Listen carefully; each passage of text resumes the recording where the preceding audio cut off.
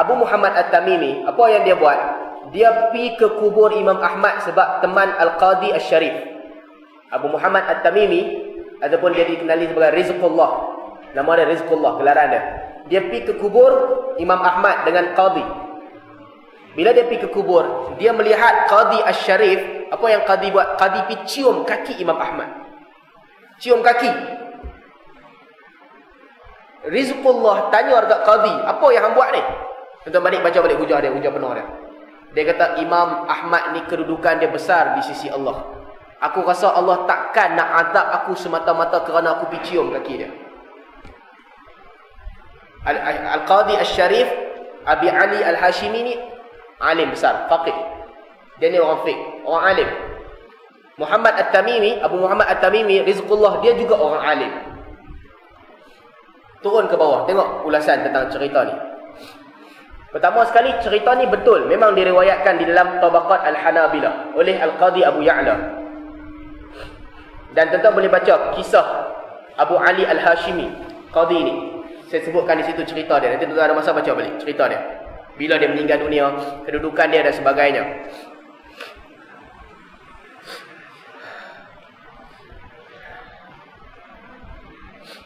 Qadi Al-Hashimi ni juga, dia pernah ada kedudukan di sisi dua khalifah, Al-Qadiru Billah dengan Al-Qaim bi Amrillah. Dia pernah bekerja dengan dua orang khalifah. Tuan-tuan, Khalifah Abbasiyah, ini adat Abbasiyah. Apa yang mereka buat?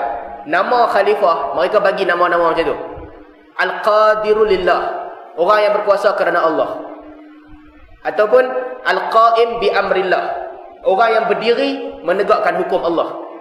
Nama-nama macam tu, orang Abbasiyah suka guna. Al-Musta'in Billah, orang yang dapat pertolongan daripada Allah. Tuan-tuan, raja-raja Melayu hari ni guna nama yang sama. Al-Wathiqu Billah, Al-Musta'in ala Allah dan sebagainya. Itu kesan daripada Abbasiyah. Kesan tu mula daripada Abbasiyah. Zaman Abbasiyah, orang cabar sultan, berlaku peperangan. Lepas zaman Umayyah, berlaku peperangan di kalangan puak-puak Islam. Maka sultan ni, dia nak bagi rasa gah, haibah. Dia nak bagi orang rasa yang sultan ni memang perlu dihormati, tak boleh dilawan. Maka mereka guna istilah yang sama. Al-Qadiru Lillah, Al-Musta'in ala Allah, ataupun Al-Qaim bi Amrillah. Mereka guna gelaran-gelaran ni. Dan kerajaan-kerajaan Islam lepas tu guna gelaran ni sampai ke Malaysia pada hari ni. Sebab tu kita panggil sultan-sultan kita dengan nama-nama tu.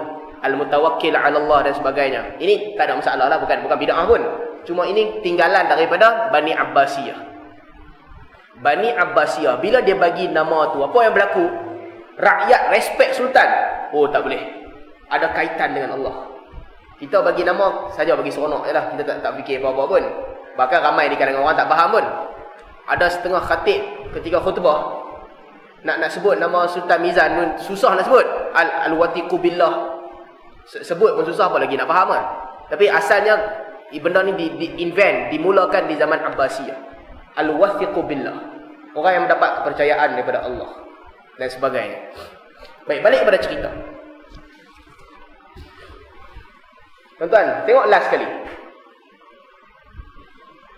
Bila Muhammad Al-Hashimi ni meninggal dunia pada tahun 428 Hijrah. Al-Hashimi meninggal dunia 428 Hijrah. Kita balik kepada soalan asas. Apa tajuk risalah ni? Tajuk risalah ni cerita tentang salafus soleh.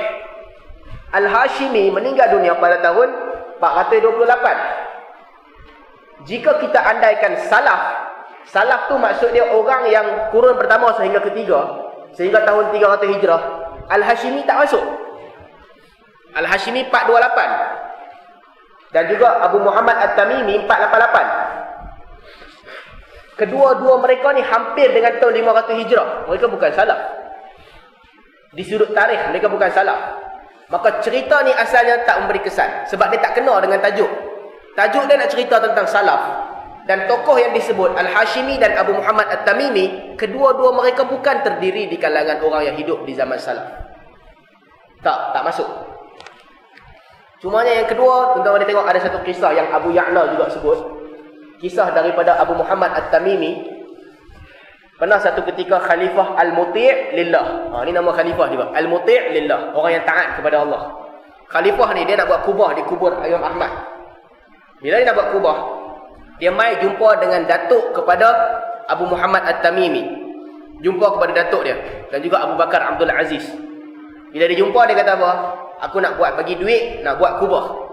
Maka datuk kepada At-Tamimi, datuk dia kata, adakah nak beribadat dengan cara tu?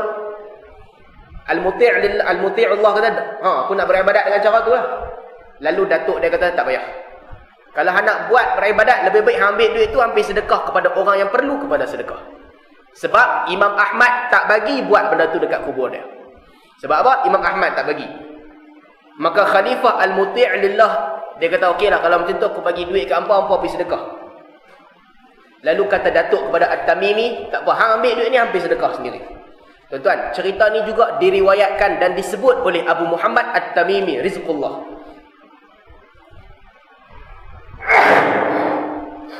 Jadi persoalan dia sekarang, kenapa cerita pertama, cerita yang seolah-olah membenarkan tawassul diriwayatkan, dan cerita yang kedua juga datang daripada At-Tamimi tak diriwayatkan? Kalau nak riwayat dua-dua sekali. Yang pertama dan yang kedua, maka adil.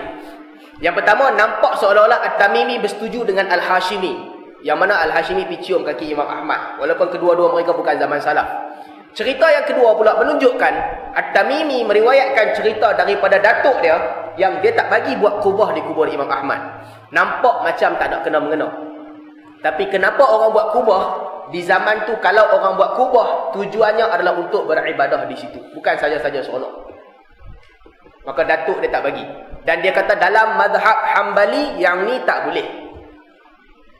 Jadi ini kisah berkaitan dengan Abu Muhammad At-Tamimi. Kita